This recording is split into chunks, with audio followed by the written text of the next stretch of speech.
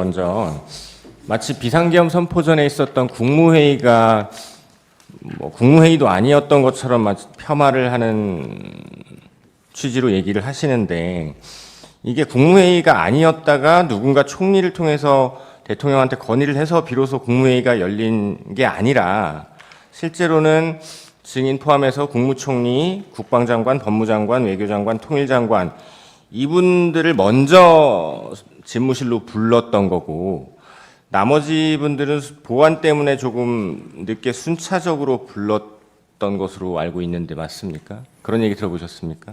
그런 것은 잘 몰랐고요. 솔직히 말씀드리면 저도 이제 비상계엄 선포 전에 국무회의를 해야 된다는 걸 모르고 있었습니다. 네네. 근데 누군가 그런 말씀을 하셨고 총리님이 들어가서 대통령님 의사를 여쭈러 들어간 것으로 알고 있습니다. 그러면 집무실로 가시기 전에는 몰랐다 하더라도 대통령이 증인 포함해서 국무위원들을 부르는 건 그냥 사적으로 불러서 얘기나 하자 이런 취지는 아니셨을 거고 공적으로 당연하죠. 부르셨을 건데, 네네. 이게 가 보니 그게 국무회의를 하려고 부른 것이다. 국무위원들도 국무회의를 하러 온 거구나. 다들 인식은 하고 계셨죠? 가서는 그렇게 생각을 했습니다. 네.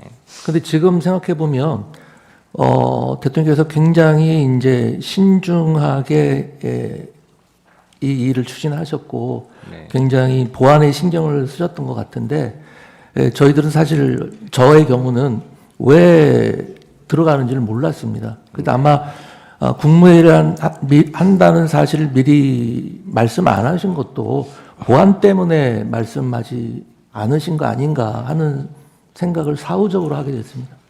실제로 먼저 소집된 국무총리나 국방장관, 법무장관, 외교통일, 행안부 장관인 증인까지 이 면면들을 보면 비상계엄과 아무래도 조금 더 관련이 있는 분들을 먼저 불러서 이야기를 하고 의견을 들어보려고 하셨던 것 같은데 맞습니까?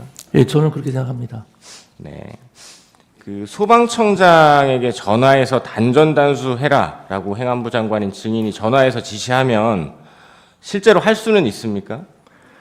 저는 그게 사실 의문입니다. 아까 그 맥락이라든지 무슨 의미인지 이해를 못 하겠다고 한 게 도대체 단전단수가 이 소방청의 업무인지도 지금 여전히 저는 의문입니다. 예, 제가 알기로도 증인이 소방청장에게 단전단수를 지시할 권한도 없고 소방청장 역시 단전단수를 시행할 권한도 없는 것으로 알고 있습니다. 그래서 여쭌 건데, 행안부 장관이 소방청장한테 전화 한 통화해서 단전단수 가능합니까? 저는 그게 가능하지 않다고 생각하는 게, 보통 단전하면 한전이나 단수는 수도국이나 수도사업소 이런 길 상상하게 되지, 생뚱맞게 무슨 소방에서 단전단수를 한다는 게 너무도 이상했고요. 만약에 제가 그걸 전화를 했으면 소방청장한테 제일 먼저 단전단수를 소방에서 하는 일입니까? 라고 물어봤을 것 같아요. 네. 계엄군 출동 관련해서 아까 좀 오해의 소지가 있게 청구인 측에서 물어보셨는데, MBC는 계엄군이 간 적이 없습니다. 그리고 여론조사 꽂힐 경우 국방부 장관이 계엄군을 보낸다라고 해서 대통령이 보내지 말라라고 해서 가다가 돌아온 사실 알고 계십니까? 그런 디테일한 내용은 전혀 모르고 있습니다. 네. 그리고 이재명 대표 방탄특검법에 대해서 디테일한 건 모르신다고 하셨는데, 네. 김성태 대북송금 특검법, 쌍방울 대북송금 특검법, 화천대유 50억 클럽 특검법, 이런 것들 들어보셨고 이게 이재명 대표와 관련된 건 알고 계셨죠? 네, 그건 알고 있습니다. 그래서 아마 대통령께서 그런 점 말씀하신 거 아닌가 싶습니다. 네.